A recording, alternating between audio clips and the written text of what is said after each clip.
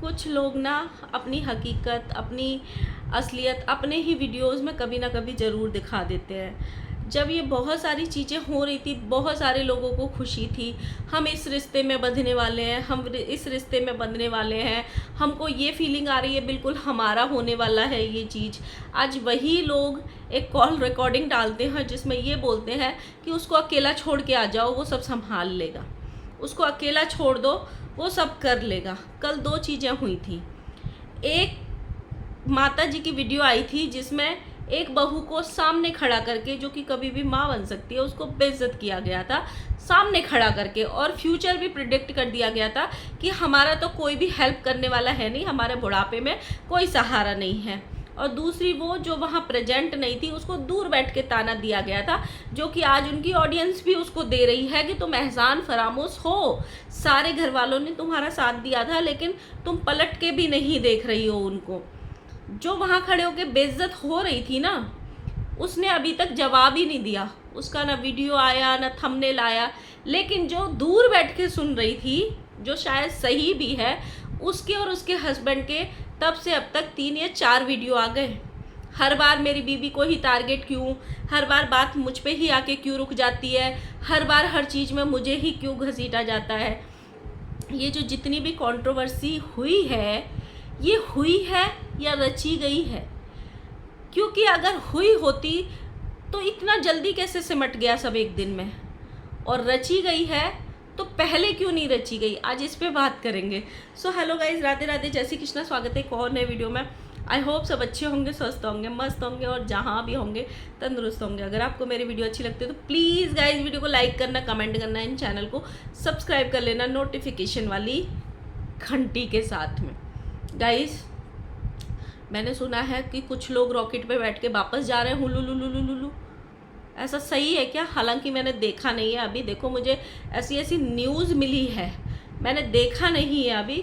उसका अगर ऐसा होगा तो हम अगली वीडियो बनाएंगे, लेकिन ये वीडियो मेरी अलग टॉपिक पे है। कल मैंने एक वीडियो देखी थी जिसमें एक कॉल रिकॉर्डिंग डाली गई थी माँ की और बेटे की, जिसमें माँ बेटे की पोल खोल रही थी कि वो जो कंट्रोवर्सी इनकी चल रही है उसमें बेटे ने वो कितना हिस्सा निभाया है, कितनी केयर करी है, कितने फ़ोन किए हैं, और बेटा माँ की पोले खोल रहा था कि भाई तुम झगड़ना नहीं छोड़ोगे।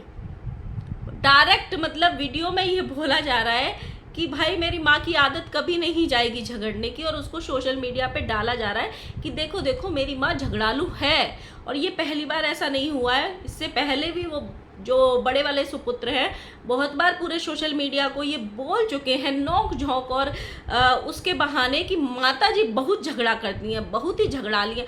मम्मी आप झगड़ा करना कब छोड़ोगी? उस वीडियो में साफ पता चल रहा है, जो बड़े बड़े थंबनेल लगाए गए थे ना, जो माँ बाप का सगा नहीं, जो बहन का सगा नहीं, जो बहन के बच्चों का सगा नहीं, हम उनसे रिश्ता तोड़ देंगे, वो बातें मन से कभी नहीं जाएंगी, मैंने इंश्योरेंस कर दिया। उस वीडियो कॉल में ना साफ समझ में आ रहा था, ना तो कोई कॉल से खबर ले रहा था। माता जी खुद कह रही थी कि तुम तो अपनी ज़िंदगी में मस्ती रहो, तुमको क्या पड़ी है क्या चल रहा है क्या नहीं चल रहा है। और वो उससे भी जब पूछा जा रहा था तो उनको भी ज़्यादा कुछ इंटरेस्ट नहीं था।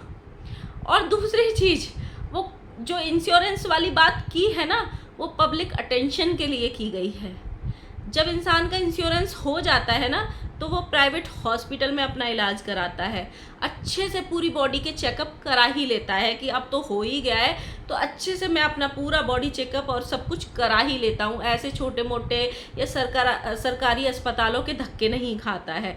तो ये जो चीज़ें हैं ना, सिर्फ थंबनेल और वीडियोस और कंटेंट के लिए हैं, और जो स्क्रिप्ट कंटेंट होता है ना, वो कभी ना कभी इंसान अपने आप खोल ही देता है। इसका एक और रीज़न है, कल 2 बेइज्जती हुई, दोनों बहुओं को नकारा, मेरे काम नहीं आएंगी, दुनिया की सबसे बुरी बहुएं हैं, वो सब बताया गया। हालांकि 4 महीने में महफिल पलट गई, वक्त बदल गया, जज्बात बदल गए, और बहुओं से बेटी बन गई थी। वो बात एक अलग है, लेकिन दोनों में एक अंतर था कि एक को सामने खड़े करके बेइज्जत कर रहे थे और एक दूर बैठ के सुन रही थी। उस तक बस ऑडियंस ने ताना पहुंचाया था। वो तो बेचारी परिवार के किसी के वीडियोस भी नहीं देखती है। उसने ये बहुत बार बोला, इवन कल परसों लाइव में भी बोला था, मेरे पास इतना टाइम ही नहीं है कि मैं किसी भी घर वाले की भी वीडियो देखूं। तो उनके पास ऑडियंस ने पहुंचाया कि देखो देखो तुम्हारी सास ने तुमको टारगेट किया है, तुम्हारी सास ने तुमको ताना मारा है। जो सामने खड़े होकर बेइज्जत हो रही थी ना, उसका अभी तक रिप्लाई नहीं आया। उसने थंबनेल में भी टॉन्ट नहीं मारा, लेकिन जो वहाँ बैठ के सुन रही थी ना, तुरंत आधा घंटे बाद उसके हस्बैंड का एक थंबनेल आया कि हर बार घूम फिर के मेरी बीवी को ही टारगेट क्यों। उसके बाद मैंने एक और थंबनेल देखा कि हर चीज़ में मुझे ही क्यों घसीटा जाता है।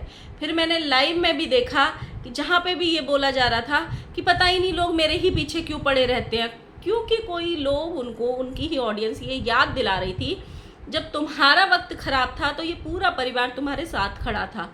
तो उनका रिप्लाई ये था, पुरानी बातों को मत घसीटो, आप लोग पुरानी बातों को क्यों उखाड़ रहे हो, हमको तो कुछ पता ही नहीं रहता है, पता ही नहीं लोग हमको मेंटल पीस से क्यों नहीं जिंदा रहने देते हैं, क्यों हमारे पीछे पड़े रहते हैं। इस तरीके के रिप्लाई दिए जा रहे थे। आज ना बहुत सारी ऑडियंस भी उनका चेहरा समझने लगी है कि कैसे मैनिपुलेट किया जाता है ऑडियंस को, कैसे चीज़ें होती हैं। दूर बैठ के सिर्फ थंबनेल या वीडियोस का कंटेंट बटोरा गया था। एक्चुअली में लड़ाई ये जो थी ना, वो थी ही नहीं। आप सोचो, आपके यहाँ पे कोई बड़ा फंक्शन आता है ना, जब भी किसी का गोद भराई आता है, किसी की डिलीवरी आती है, किसी की शादी आती है, किसी का कुछ भी होता है, वो कंटेंट बहुत वायरल होते हैं।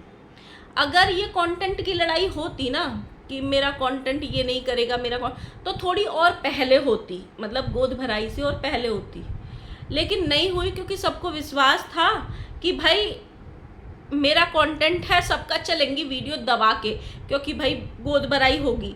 कहीं ना कहीं उस कंटेंट का उतना फ़ायदा नहीं मिला जितना लोग सोच के बैठे थे, जितना सोचा था कहीं ना कहीं नहीं मिला। इसीलिए ये साम दाम दंड भेद सब कुछ अपना के ये कंट्रोवर्सी रची गई है या लिखी गई है। उसका एक और रीज़न है, इस गोद भराई से पहले जो लोग बोलते हैं ना, रिएक्शन चैनल दाल रोटी खाते हैं, रिएक्शन चैनल को ट्राइक दे देंगे, रिएक्शन चैनल ये करते हैं, रिएक्शन चैनल इसके पहले कहाँ लगे पड़े थे? भूमित भुट्टो पे लगे पड़े थे, क्योंकि उनके यहाँ पिताजी वाला जिस तरीके का चीज़ दिखाया गया था, 1 महीने से सारे रिएक्शन चैनल उनके यहाँ लगे पड़े थे। उनके 1 महीने के व्यूज़ देखो और अब उनके पिछले 1 हफ्ते के व्यूज़ देखो। कल ना किसी ने लाइव में ये बोला कि लोगों को दूसरों के घर में झांकने में क्यों मज़ा आता है, पता नहीं लोग अपने घर में क्यों नहीं देखते। एक बात बताइए, आप रोड पे जा रहे हो, आपको कहीं बहुत सारी भीड़ मिलेगी, आप रुक के उसको पूछोगे कि नहीं कि भाई किसी की डेथ हो गई है, किसी का एक्सीडेंट हो गया है, क्या हो गया, क्यों लड़ रहे हो, राइट? झुंड लग जाता है ना वहाँ पे। सेम वही सोशल मीडिया आज यहाँ है। सेम अगर कोई किसी की लड़ाई हो रही होती है ना और ये बोल देगा इसने मेरा पर्स चुरा लिया, भाई चाहे मेरा पर्स नहीं है, किसी तीसरे का पर्स नहीं है, लगे हाथ 2 थप्पड़ तो वो भी मार देता है कि चुराया कैसे। अब वो चीज़ें गली मोहल्ले से ख़त्म होकर सोशल मीडिया पे आ गई हैं कि अपने घर के मैटर्स को यहाँ सोशल मीडिया पे लाओ और बाद में जब वो चीज़ें हाथ से निकल जाएं, ज़्यादा गाली पड़ने लगे, तो बोल दो जी हमारे घर में क्यों झांक रहे हो। तो भैया आपने झकवाने के लिए ही तो यहाँ पे ये डाला है ना, यही तो डाला है कि लोग हमको देखें। अच्छा, अच्छाई सबको चाहिए, स्पेशली मेंशन किया जाता है कुछ ब्लॉगर्स के द्वारा कि जो हमको अच्छा बोलेंगे उन वाले चैनल्स को हम अप्रिशिएट करेंगे, जो हमारी औकात दिखाएंगे या जो हमारी सच्चाई दिखा देंगे ना, उनको हम नहीं करेंगे। तो ये जो सारी स्क्रिप्ट है ना, आज नहीं तो कल, कल नहीं तो परसों ये खुलेगी ज़रूर। थोड़ी बहुत 2-4% इसमें चीज़ें हो सकती हैं कि रियल हों, लेकिन जब दूसरे किसी के यहाँ पे कुछ चल रहा होता है और सारे रिएक्शन चैनल वहाँ लगे पड़े थे, तभी सडनली एकदम ये कंट्रोवर्सी आती है और सारे रिएक्शन चैनल इधर शिफ्ट हो जाते हैं।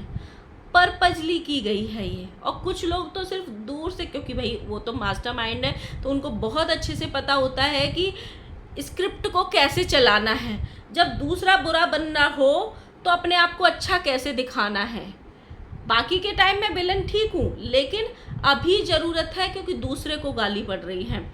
कुछ रिश्ते बड़े इमोशनल हुए थे जब भी प्रेगनेंसी अनाउंस हुई थी, गोद भराई हुई थी कि हम बड़े मम्मी बड़े पापा, ऐसा लग रहा है हम ये करेंगे, ये जो भी फंक्शन करेगा तो करेगा, मैं जो करूँगा वो यूट्यूब देखेगा, ऐसी कुछ चीज़ें आई थी। लेकिन जब कल कॉल रिकॉर्डिंग देखी मेरे को बड़ा अजीब लगा कि वही लोग बोल रहे हैं कि उसको अकेले छोड़ के आ जाओ, वो देख लेगा उसका पति। तो ये सांत्वना थी या पेरेंट्स के प्रति प्यार था या उस औरत के प्रति जलन थी कि उसको इस हालत में अकेले छोड़ के आ जाओ। और इनके ये खुद कमेंट सेक्शन में लोग बोल रहे हैं कि तुमको शर्म आनी चाहिए, तुम ऐसा सोच भी कैसे सकते हो इस टाइम पे। मतलब माता जी फिर भी बोल रही हैं कि मैं इस टाइम पे छोड़ के नहीं आ सकती, अगर मुझे जाना ही होगा तो मैं गाँव जाऊँगी, वहाँ पे क्यों आऊँगी। लेकिन वो कह रहे कोई बात नहीं, वो अपने आप संभाल लेगा। देखो चीज़ें सारे ही, वो आंटी जी ने बोला ना कि मेरा खुद का खोटा सिक्का ही खराब है तो मैं दूसरों को क्यों बोलूँ। लेकिन कहीं ना कहीं उसके चक्कर में ना ये लोग औरतें पिस जाती हैं। औरतें इसलिए पिसती हैं, आज मैंने एक कमेंट देखा इनके कमेंट सेक्शन में जहाँ पे आंटी जी ने रिप्लाई किया है। एक कमेंट आया बड़ा अच्छा कि मेरी जो सास है वो डायबिटीज़ की या ऐसा कुछ पेशेंट है, लेकिन मेरी 2 डिलीवरी में उन्होंने पूरे 9 महीने मुझे बिठा के खिलाया और मेरी बहुत अच्छे से सेवा करी है। आंटी जी ने वहाँ पे रिप्लाई किया है कि तुम्हारे पति ऐसा नहीं करते होंगे ना, जो जैसा करता है उसको वैसा मिलता है, ऐसा कुछ रिप्लाई किया था जिसमें ये लिखा था कि तुम्हारा पति ऐसा नहीं होगा और तुम पति के बगल में बिठा के अपनी सास को गाली नहीं खिलवाती होंगी, इसीलिए तुम्हारी सास तुम्हारा की होगी। ये वाली बात एकदम ना 100% सच है। ये मैं इनके जभी से भी इनके ब्लॉग्स देखने लगी हूँ ना, सबकी आदत है। आंटी जी अपने पति को डमी की तरह बिठा लेती हैं जब भी कोई ऐसा वीडियो बनाना होता है कंट्रोवर्शियल या उनसे बुलवाती हैं, तो आंटी जी भी सेम करती हैं। और पहले अब तो भी थोड़ी बहुत एक भौजी हैं जो बोलने लगी हैं अपने वीडियोस में। पहले वो डमी बन के बैठी रहती थी और उनके हस्बैंड पूरा वीडियो एग्जीक्यूट करते रहते थे। जो भी कंट्रोवर्सी का वीडियो होता था या कुछ भी होता था, सेम छोटा वाला करता है, उसको बिठा लेता है बगल में और पूरा वीडियो में जो भी बोलना होता है कंट्रोवर्शियल चीज़ें बोल देता है और लास्ट में हम सही बोल रहे हैं ना, हम अगर वो 2 शब्द भी बोलना चाहे ना तो उसको बीच में कट कर देते हैं। आप बोल रहे हो या नहीं बोल रहे हो वो मैटर नहीं करता है, लेकिन आप उस जगह में थे, आप उस वीडियो में थे, उस चीज़ का फ़र्क पड़ता है। जब वीडियो लाइव होती है तो लोग ये नहीं देखते हैं कि बोला किसने है, लोग ये देखते हैं कि साथ में भी कौन बैठा था। अगर वो चाहता तो उसको रोक सकता था कि ये मत बोलो। तो ये जो आंटी ने बोला ना कि साथ में बिठा के गाली पड़वाते हैं, वो वाली बात एकदम सही है। बट ये वाली बात सही नहीं है कि आंटी गाली नहीं पड़वाती है। भाई आंटी भी साथ में बिठा के बहुत बार वीडियो बनाती हैं अंकल को और गाली पड़वाती हैं बराबर। सो गाइस आप लोग बताना आपको क्या लगता है, ये स्क्रिप्टेड थी कंट्रोवर्सी या नहीं थी। मिलते हैं नेक्स्ट वीडियो के साथ में, तब तक के लिए बाय बाय।